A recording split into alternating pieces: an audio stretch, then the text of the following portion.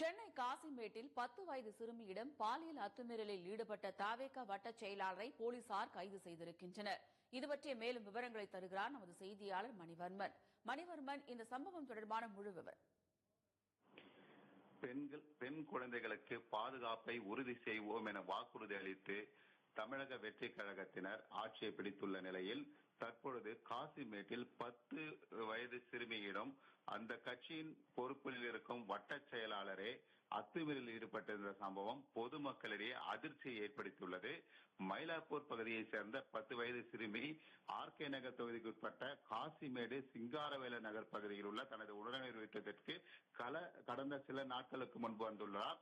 இந்நிலையில் தமிழகத்தில் தேர்தல் வாக்குப்பதிவு நடைபெற்ற தினமான ஏப்ரல் மாதம் 23ஆம் தேதி அந்த சிறுமி அந்த பகுதியைச் சேர்ந்த தாவேகா வட்ட செயலாளர் தினேஷ் என்கின்ற பாம்பு தினேஷ் என்பவர் வீட்டின் அருகே விளையாடிக் கொண்டிருந்தார்.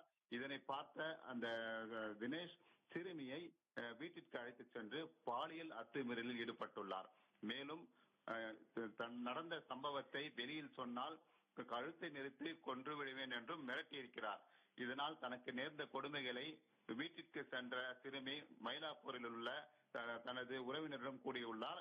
இதை கேட்டு அதிர்ச்சி அடைந்த சிறுமியின் உறவினர்கள் அவருடைய பெற்றோர்களுக்கு கூறி உடனடியாக இது குறித்து காசிமேடு காவல் நிலையத்தில் புகார் அளித்துள்ளனர்.